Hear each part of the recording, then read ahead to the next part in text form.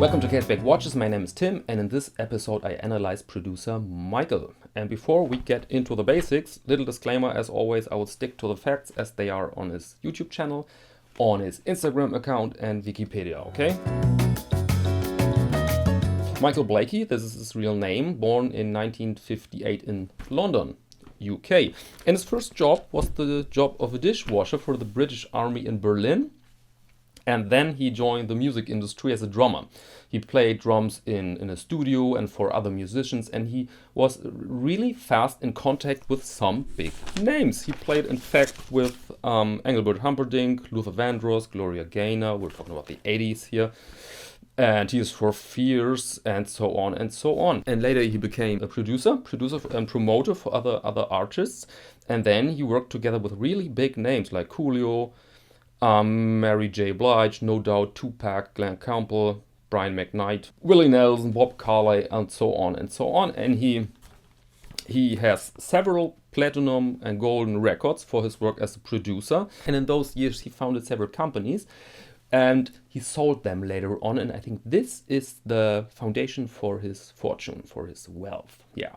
And then in the early 2000s he realized music is dead, or let's say the music industry as he knew it is dead. And then he changed like this to TV, and now he is a producer for TV shows and a manager for other talents, and he lives in Beverly Hills as a pretty convinced bachelor, more of this later. And from there he runs his YouTube channel together with a sidekick called Adam. Adam is a photographer from England. Adam Swords is his real name. Yeah, and no, they are there as a sort of dream team on YouTube. And his motto is, in it to win it. What's it? This is the first question here. What's it? I mean, is it life? Beverly Hills? Is it his branch, or what is it? This is the first question, and we will answer that question in this video. I know a bloke in a German in a German style forum, and he's like that. He puts a bottle of Magnum of champagne on an expensive rock, and then he puts his golden sub on the bottle, and places the bottle in front of his Jaguar or his Porsche, and leans a nice painting against the Porsche, and this ensemble, he takes a picture of it, and then he writes something like, "I'm just trying out a new camera lens." And everybody thinks, huh? And Michael is different. He shows you the price tag in the camera. And sometimes it's very, very funny. Sometimes he grabs the shop owner, places the shop owner in front of the camera and asks him, "Hey, how often I visit your shop? Tell the audience. Once a week? Twice a week? I think 3 times a week, and I spend a lot of dough here, right?" And then the shop owner, yeah, you do. You really sums up. Yeah, you do. You're a great customer, Mike. And addition, there are some GTA-like characters, and he visits them, and they are super rich. Then you have some jewelers and watch people, watch dealers, or the owner of a pawn shop. But that's a pawn shop, my goodness. You have to watch this video about their pawn shop. It's one of the most interesting and funny video on the entire channel. And we will meet those characters in this video again. So keep them in your mind. Okay, but now the question, why is his channel so successful? I mean, showing things and showing money on camera, this is, yeah, it's interesting in the first minute, but then it lacks quality and it lacks substance, and most people don't like when this is the only part of a channel, and it isn't the only part of this channel, because he's successful because he's a nice person. And how does he show this? With Adam, with his sidekick Adam.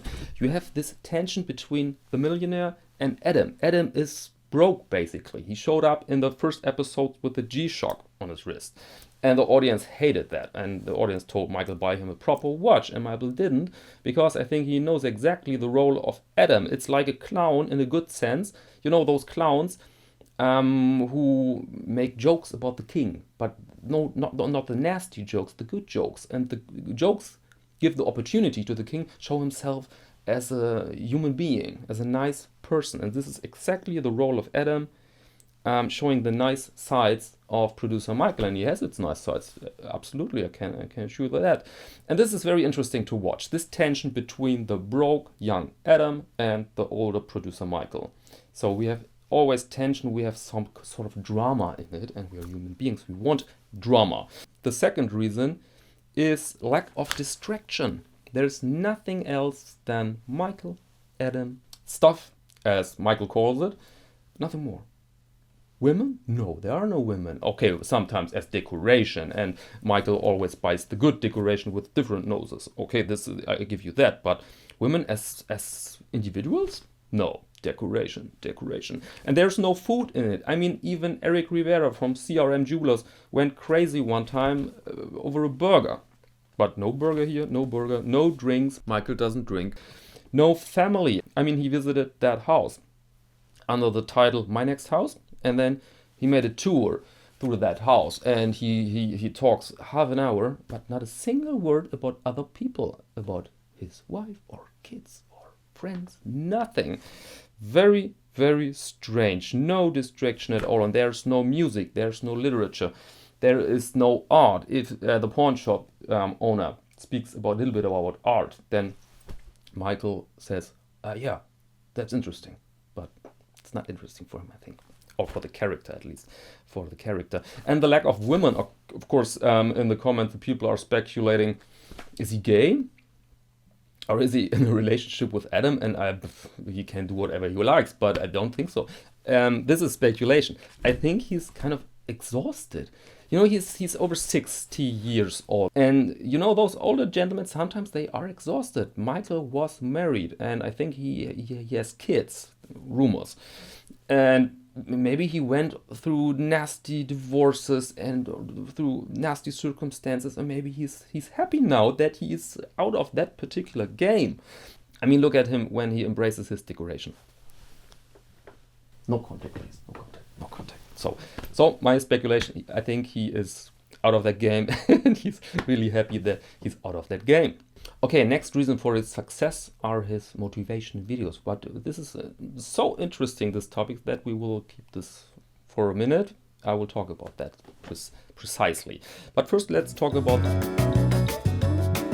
It makes no sense to count them all, because there are way over 100 watches. His collection is huge. It's in a safety deposit box in a bank, and sometimes he makes episodes and reveals parts of his collection. Very watchable, I can show you that. And you may notice there, he really knows his watches, he really knows his brands, especially Rolex, Audemars Piguet, but also the really heavy hitters like Patek or Richard Mille or Jacobs & Co. So really heavy hitters. And between those really big names, he has some crazy items, like a watch made with parts of the Titanic, Romain Jérôme Titanic watch. Very interesting piece. And he knows even the little details, the tiniest details about it. Let's say the names of different cuts for diamonds, for example. So this long diamond is called a baguette. Did you know that? I didn't know that. I didn't know that at all. Or he can explain to you what is a mystery dial. I didn't know this either. A mystery dial, I've learned, is a dial without hands. So the rotation of the dial indicates the time. Mystery dial. He knows all this. He knows prices and models and little differences between those models. And really into his watches. So he's not the rich bloke with absolutely clueless but with a lot of money. I mean, he has a lot of money, but he has huge knowledge about watches, and he really likes iced watches with diamonds on it. And I'm not really into diamonds, but my favorite watch of his collection is the Rolex GMT2 half iced. Great watch. By the way, I'm wearing today Seiko 5 from the 90s with an AP-like straight dial. And fun fact here is, this is my most precise watch. It runs as a chronometer, although I bought it for 50 euros on a forum. So really great, fun watch. Okay, back to producer Michael. So overall, bottom line of his collection is big and loud. He wants it loud with horological value in it, with real horological value in it. Very important for him, and this is, in my eyes, he has a really respectable collection. Yeah. Maybe surprise some people, but it's really respectable. You see, they're a heavy monetized channel, an ad every 5 minutes. And this seems a little bit strange, seems strange to me at least, because the average Producer Michael video has about 250,000 clicks in views in the, let's say, in the first 2 weeks, okay? And this is Google ad money, 750 US dollars he gains with every video. I mean, this is pocket change for a millionaire, right? This is really pocket change. Okay, then you have some merch products, and you have affiliate marketing with Simbu watches, for example. Okay, yeah, but it's pocket change for a millionaire. And my speculation here is that's Adam. I mean, this is a lot of work. The videos are very good produced, and this is a lot of work for Adam as a cameraman, as a sidekick. And I think Adam tries to get out some money out of those videos. Perhaps this is the deal between Michael and Adam. And you know what? Michael has to accept this deal because he needs Adam. Check out his Instagram account. Compared to his YouTube account, Instagram is boring, like it's cars, female decoration, watch. Car, female decoration, watch. Car, house, boat. Car, plane, watch. And with the writing, what was it? Sunday, fun day, boom. So again, I think he really needs Adam. It's a fruitful companionship between them, and Adam gets the money, the Google money, and the money out of the merchandising. But again, speculation. Michael works with keywords, with key phrases, and you don't have to watch those videos. You know those keywords because coaches all over the planet use them on a daily basis. You have to believe in yourself, you have to work hard, you have to set yourself goals. Very easy, okay? Very easy. But we feel, if it's so easy, why millionaires are so rare then? When it breaks down to those 3 pieces: believe in yourself, work hard, set goals. If this was the entire truth, then we all would be millionaires, right? Would be damn easy. So I think everybody feels that there's something missing. And luckily for us, tons of research out there about the connection between people's achievement, people's situation, and wealth. All right? And they found out that the most important thing for being wealthy is to being born in the right family or in the right peer group. But of course, people like Producer Michael, they don't say this to you because it doesn't fit the story very well. Nobody wants to hear this. You don't want to hear, hey, you don't have to try, you have to be born in the right family to be rich, okay? So this is very annoying. This is very annoying for us. But wait, he was a dishwasher. So what's going on here? He was a dishwasher and now he's a millionaire. This proves that's possible. This is the root. Believe in yourself, hard work, objectives, dishwasher, millionaire. What's the problem here? The problem, my friends, is the survivorship bias. Survivorship bias is a very well known, or not well known, but a very common way of unclear thinking. Survivorship bias means that you only see the people who have made it. Take the music industry. If you want to be a star, in music, and you can see all those stars there, and you can see they are talented and they work hard, and now they are stars. And so you can figure out, okay, I have to be talented, I have to work hard, and then I can be a star. But the problem is you see only the people who are stars now. You don't see all the thousands and 10,000s of musicians who are very talented, hardworking, brave, and they're not stars. They haven't made it. This is the problem with the survivorship bias. You only see the people who have made it because they have made it. This is the big problem here. And so back to Michael. We see him there. He was a dishwasher. Now he is worth, what is it, 100 million? And we see this, and we're tending to make a rule out of that, but that's wrong. We see him, he's exceptional, and we feel this. We watch him because it's so exceptional, it's so rare, it's so extraordinary that he reached that position. This is the big sensation here, okay? That's why hundreds, thousands of people are watching him, because it's so exceptional. This is not the rule, this is not normal, this is exceptional. And that's the big deal with Producer Michael, all right? And personal question here. Is this disencouraging for us? I mean, my family is not very rich. Is this disencouraging?